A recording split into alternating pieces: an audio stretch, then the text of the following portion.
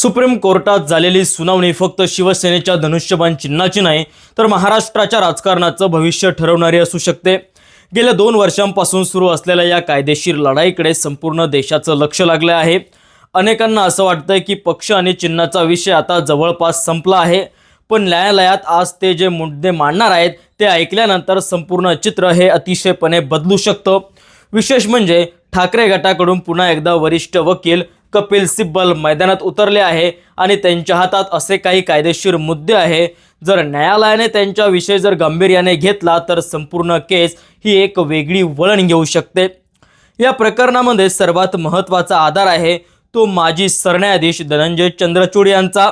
याआधी केलेल्या निरीक्षणाचा त्यांनी स्पष्टपणे शब्दात म्हटलं होतं की विधिमंडळातील बहुमताच्या आधारावर एखाद्या गटाला पक्ष आणि चिन्ह देता येत नाही।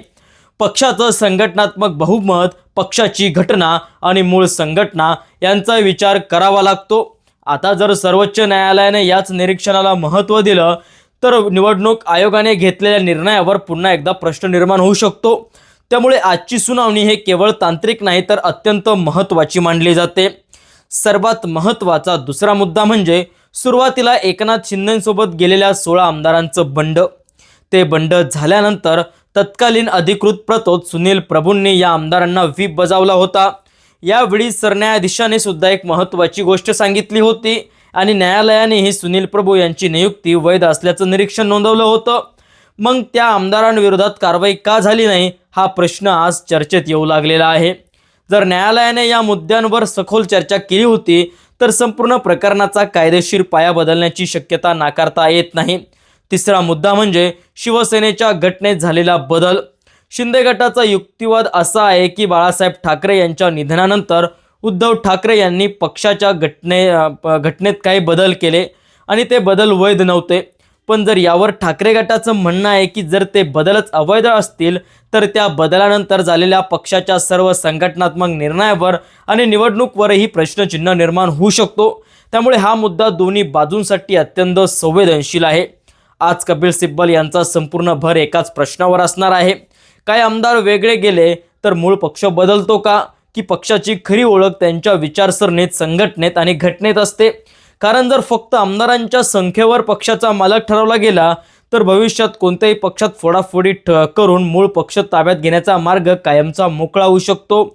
हा परिणाम फक्त शिवसेना पुरता मर्यादित राहणार नाही तर देशातील प्रत्येक प्रादेशिक पक्षावर असा होऊ शकतं। त्यामुळे कपिल सिब्बल आता हाच मुद्दा सर्वाधिक त्याच मुद्द्यावर जास्त फोकस करणार आहे। शिंदे गटाकडून मात्र वेगळा युक्तिवाद केला जात आहे। त्यांचं म्हणणं आहे की हा पक्ष ताब्यात घेण्याचा विषय नाही तर पक्षातील अंतर्गत फूट आहे। तसेच निवडणूक आयोगाला कायद्याने स्वतंत्र अधिकार दिले आहेत आणि त्या अधिकारांच्या आधारेच पक्ष आणि चिन्हाचा निर्णय देण्यात आला।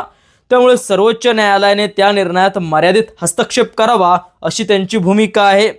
या संपूर्ण प्रकरणाचा आणखी एक मोठा परिणाम राष्ट्रवादी काँग्रेससारखे इतर फुटलेल्या पक्षांवरही होऊ शकतो। जर सर्वोच्च न्यायालयाने आज स्पष्ट निकष ठरवले तर भविष्यात कोणत्याही पक्षातील फुटीच्या प्रकरणात हाच निर्णय मार्गदर्शक ठरणार आहे। त्यामुळे ही सुनावणी केवळ महाराष्ट्रापुरती मर्यादित राहणार नाही तर राज्याच्या आणि देशाच्या राजकारणासाठी अत्यंत महत्त्वाची मानली जाते। गेल्या अनेक महिन्यांपासून या प्रकरणात सतत तारखा पडत आहेत। प्रत्येक सुनावणीनंतर अंतिम निर्णय येण्याची अपेक्षा व्यक्त होते, पण पुन्हा पुढची तारीख मिळते। त्यामुळे आजही निकाल लागेल की पुन्हा पुढची तारीख ढकलली जाईल हा मोठा प्रश्न आहे। मात्र यावेळी दोन्ही बाजूंचा अंतिम युक्तिवाद सुरू आहे आणि या युक्तिवादामध्ये शेवटी निर्णय काय होणार याकडे सगळ्यांचं लक्ष लागलेलं आहे। सर्वोच्च न्यायालय आता कोणता निर्णय देणार हे देखील महत्त्वाचं आहे। धनुष्यबाण चिन्ह कायम शिंदे गटाकडे जाणार का, उद्धव ठाकरे गटाला मोठा दिलासा मिळणार का, की न्यायालयात या सगळ्या प्रकरणावर वेगळाच कायदेशीर मार्ग स्वीकारणार, या सगळ्या प्रश्नांची उत्तर आता लवकरच मिळणार आहे। पण एक गोष्ट निश्चित आहे, आजची सुनावणी महाराष्ट्राच्या राजकारणातील सर्वात महत्त्वाच्या कायदेशीर लढायांपैकी एक आहे। या संपूर्ण प्रकरणाबद्दल तुम्हाला काय वाटतंय, सुप्रीम कोर्टाने कोणता निर्णय द्यायला हवा, तुमचं मत कमेंटमध्ये नक्की सांगा। माहिती आवडली, व्हिडिओ आवडला तर लाईक करा, शेअर करा आणि अशा सखोल राजकीय विश्लेषणासाठी समाधान नवले पाटील या यूट्यूब चॅनलला सबस्क्राईब करायला विसरू नका। धन्यवाद। जय महाराष्ट्र।